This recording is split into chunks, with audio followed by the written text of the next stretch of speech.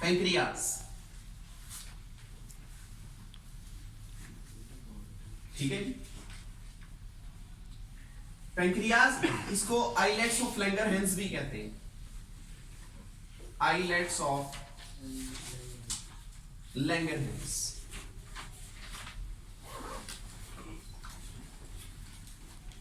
ये क्या islands of जजीरे, छोटे छोटे यहां पर सेल होते हैं, माइन्यूट सेल होते हैं, कितने के करीब 3 मिलियन, 3 मिलियन के करीब यहां पर सेल होते हैं।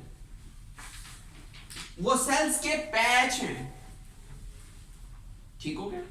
जिस तरह आप कह ले कि समंदर है, जजीरे बने हुए हैं, पूरा समंदर पैंक्रियाज। इस पैंक्रियाज के अंदर भी आगे सेल हैं, वो सेल जो बेसिकली तौर पर 2 हार्मोन सिक्रीट कर रहे हैं, हम उनकी बात कर रहे हैं। एक है इंसुलिन पैदा करने वाले, एक है ग्लूकागोन पैदा करने वाले। पैंक्रियाज के पास 4 काइंड के सेल होते हैं। किस में? इन पैचेस में, आइलेट्स में। ये पूरा एक जजीरा है, उस जजीरे में 4 किस्म के सेल हैं, 4 तरह के सेल उस जजीरे में। अब वो 4 किस्म के सेल कौन कौन से? पहला सेल अल्फा, दूसरा सेल बीटा। अल्फा सेल ये क्या पैदा करते हैं? ये ग्लूकागोन बनाते हैं।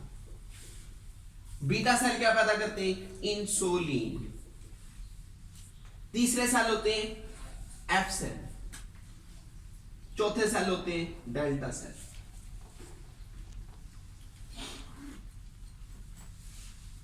ठीक है। पैंक्रियाज असल में एक ऐसा ग्लैंड है जो डुअल काम परफॉर्म करता है। इसमें से 2 काम परफॉर्म होते हैं।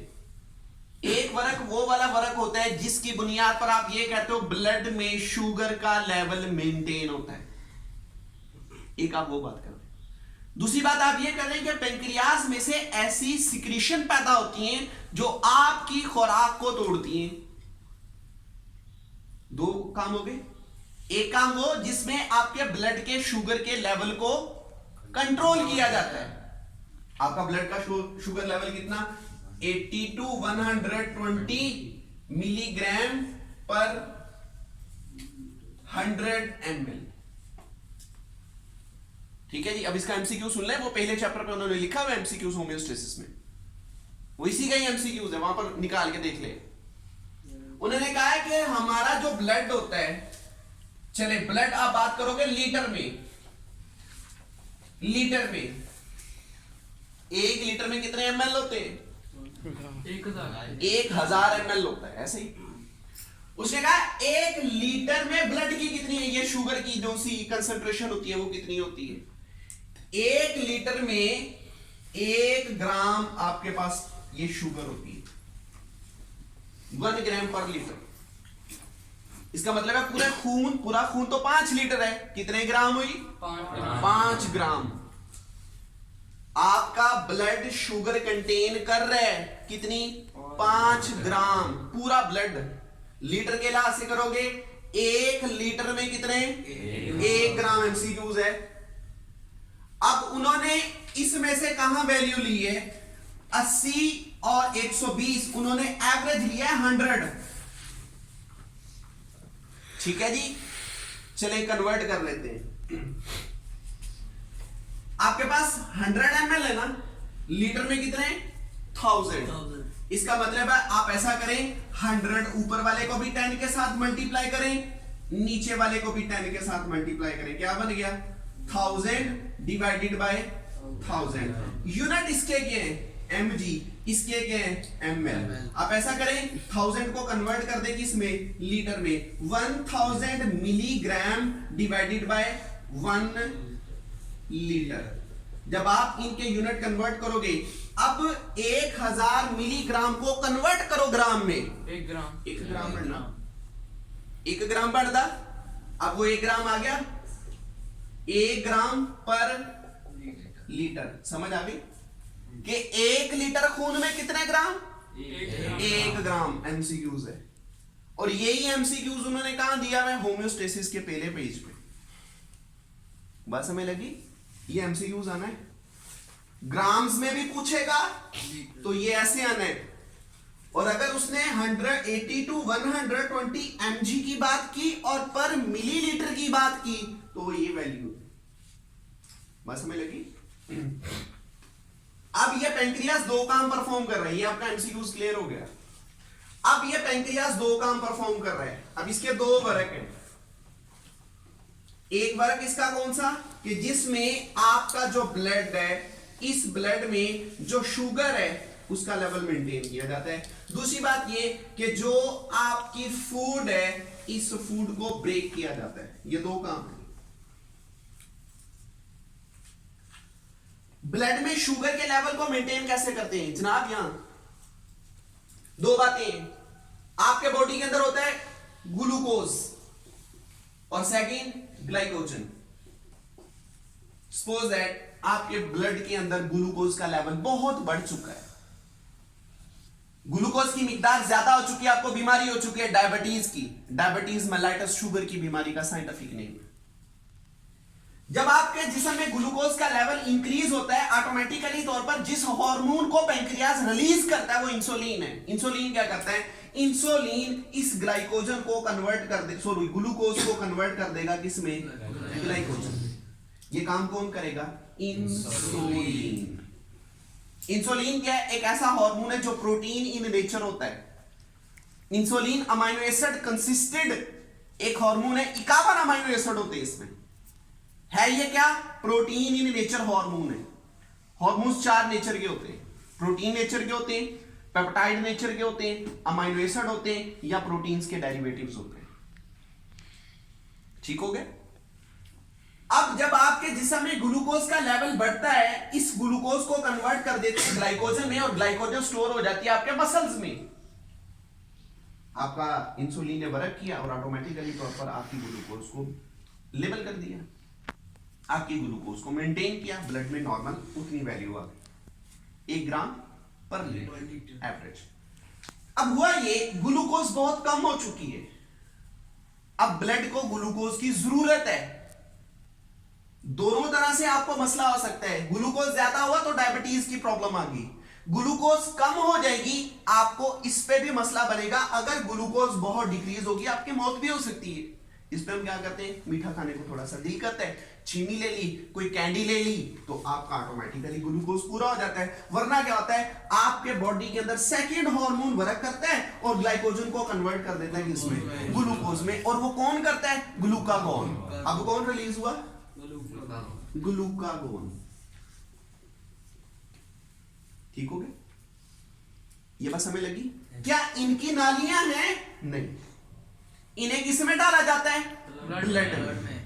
एक ऐसा ग्लैंड जो अपनी सिक्रीशन को रिलीज करे एक लोकल ट्रांसपोर्ट में। वो लोकल ट्रांसपोर्ट आपके बॉडी का ब्लड है, आप उसे क्या कहते हो? Endocrine, exocrine? एंडोक्राइन। अब अगला क्या है? अगला फूड की ब्रेकिंग डाउन है, तो यहां पर जो ग्लूकोज, ये जो बेसिकली पेंक्रियाज है वो रिलीज करता है क्या? Pancreatic juice. पेंक्रियाटिक जूस, ये पेंक्रियाटिक जूस क्या करता है? इसके अंदर बेसिकली तौर पर क्या होते हैं? प्रोटीन्स को तोड़ने के एंजाइम्स। हार्मोन नहीं कहा, एंजाइम। इतने की बोलिया हार्मोन, यहां आपने कहा हार्मोन्स।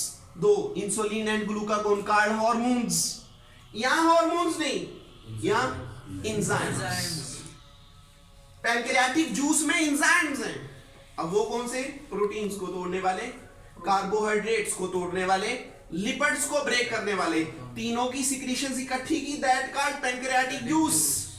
इसकी खुद की नाली है, that is called pancreatic duct. ये पैंक्रियाटिक डक्ट निकलेगी, निकल के स्मॉल इंटेस्टाइन में ओपन होगी और ऑटोमेटिकली तौर पर आपकी फूड को ब्रेक करेगी। कहां? स्मॉल इंटेस्टाइन में। आखिरी पोर्शन कौन सा? इलियम।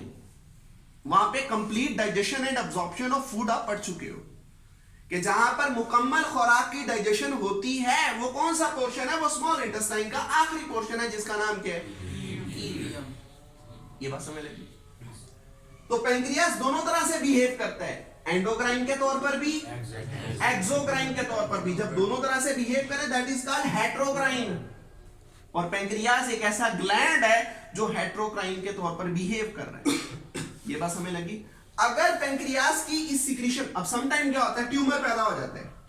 बीटा सेल के अंदर ट्यूमर पैदा हुआ, बीटा सेल ने इंसुलिन बनाना छोड़ दी, ये सेंसिटिव होते हैं। अब बीटा सेल्स के अंदर ट्यूमर पैदा हुआ, इन्होंने इंसुलिन की प्रोडक्शन ही बंद कर दी। जब इंसुलिन की प्रोडक्शन कम होगी तो ऑटोमेटिकली तौर पर ज्यादा कौन बन रहा है, ग्लूकागोन। जब ग्लूकागोन ज्यादा बनता है फिर क्या होता है, आपको ब्लड शुगर की प्रॉब्लम हो जाती है, जिसको डायबिटीज कहा जाता है। ठीक हो गया। अगर अल्फा के अंदर कोई ट्यूमर बन जाए या अल्फा के सेल डैमेज हो जाए जो ग्लूकागोन बनाते हैं, इसकी कोई प्रॉब्लम नहीं है। नॉर्मल टॉफी खाओ, कैंडी लो, चीनी लो, आपका पूरा। लेकिन इंसुलिन ऐसी प्रोटीन है जो आपको मार्केट से ऐसे अवेलेबल नहीं होती। इसको फिर जेनेटिकली बनाना ही पड़ता है। जेनेटिक इंजीनियरिंग के जरिए से, बायोटेक्नोलॉजी के जरिए से आप इसको बनाते हो। फिर आप डेली बेस पे क्या लेते हो, इंसुलिन लेते हो, इंजेक्शन होते हैं उसके, वो वैक्सीन कर रहे हो आप इंसुलिन की। यहां तक बात समझ लगी? ठीक है जी। अगला जो टॉपिक है उसमें उन्होंने मेंशन किया है गुनेट्स का। तो उन्होंने आपकी बुक में ये बॉक्स बयान किए हुए, BGC blood glucose concentration test है, साथ में फास्टिंग पे शुगर कितनी होती है, नॉर्मल रूटीन पे आपकी शुगर का लेवल कितना है, तो ये सारे आपने पढ़ लेने, ये सारे एमसीक्यूज ही हैं। अगली जो चीज उन्होंने मेंशन किया वो गुनेट्स है। गुनेट्स, गुनेट्स दो तरह के होते हैं जेंडर के लिहाज से। एक जो गुनेट्स हैं उन्हें टेस्टिस बोलते हैं, दूसरे जो गुनेट्स हैं वो ओवरीज कहलाते हैं। टेस्टिस की बात करोगे तो जेंडर के लिहाज से ये मेल में होते हैं, ओवरीज की बात करोगे जेंडर के लिहाज से ये फीमेल में। ठीक है।